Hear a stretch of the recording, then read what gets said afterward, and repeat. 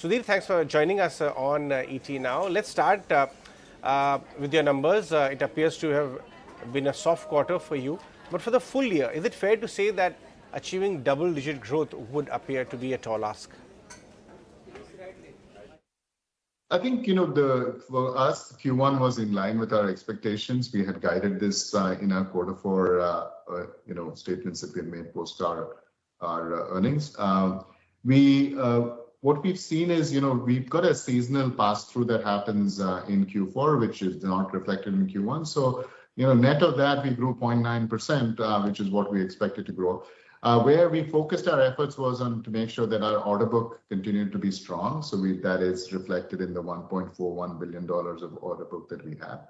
So what we are seeing is that the translation of the order book to revenue is taking a little longer in this environment because clients are being a bit cautious about actually committing to the start dates of programs. And of course, some of these, the order book is reflective of the longer term large deals that we won, which have a transition phase as well. So there's a bit of a lag between the translation of the order book into revenue, but we will see that, and which is why we guided that we will have a stronger H2 than H1. And that's going to be our focus to continue to build on the pipeline as well as drive revenue growth in the coming quarters. So these ramp downs that you are talking about and mentioning, are these related to any particular vertical, any specific client geography, or are generally broad-based? More than the ramp down, it's how the nature of the spend is changing. So discretionary spend across the board, across verticals, is under pressure, and clients are looking to see how they do two things. They want longer term efficiency because they're also coming off a cycle of large spend in technology post-pandemic. So, there's a natural efficiency cycle that they're looking for, which tends to be longer term, as well as they're looking for projects which have immediate ROI.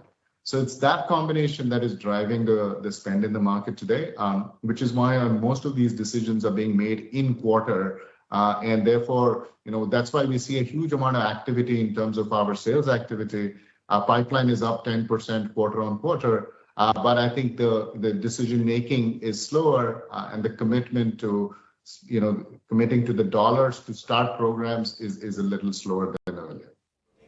Sudhir, what about deal wins?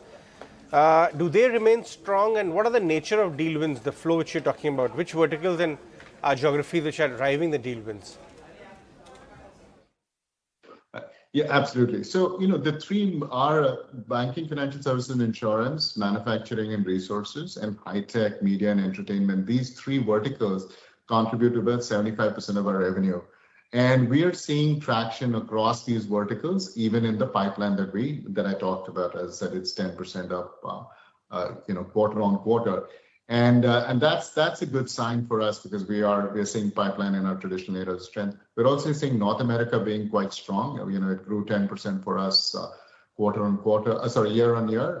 It was and even 1.7% quarter on quarter. So we are seeing the resilience in North America continuing.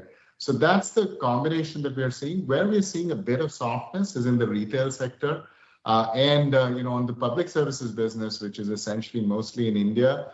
We are being cautious about the programs that we are entering. So that's where we're seeing softness. But in our key, as I said, 3/4 of our revenue, we like what we see from a pipeline perspective and a deal activity perspective.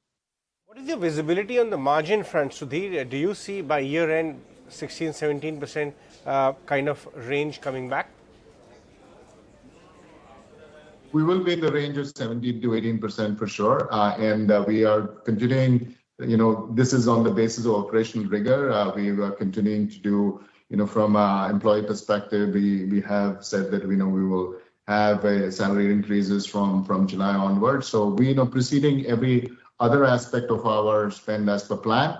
But we've got several levers from an operational rigor perspective post the merger. We see areas that we can optimize further in order to make sure that we meet our exit margin expectation of being between 17 and 18%.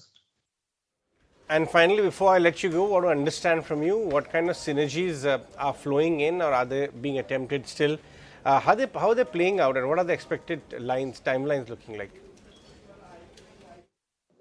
Sure. In fact, this is my seventh year in LTIMindtree, and I can clearly see that the merger has resulted in us, a large deal pipeline is at a very significant, I mean, it's been the highest that it ever has been. But more importantly, the size of deals that we are bidding for has increased substantially. We've also changed the definition of large deals within the organization in order to reflect that at 25 million and above. And that's what we're so that is clearly a reason, I mean, that can be clearly attributed to the merger and our newfound scale.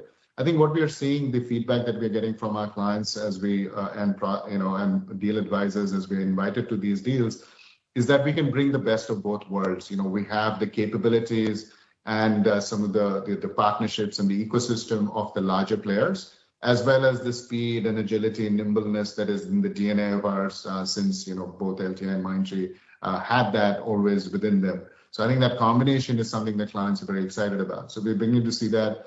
And DC provided some good examples of cross-sell and upsell during our earnings call. So we're already beginning to see that. So I think the good thing is, the post-merger LTIMindtree is now well established in the market, and we're beginning to see the benefits of the new scale as well as the new capabilities that's what's reflected in the pipeline. All right, Sudhir, we'll let you go on that one. Thanks so much for joining us on the show.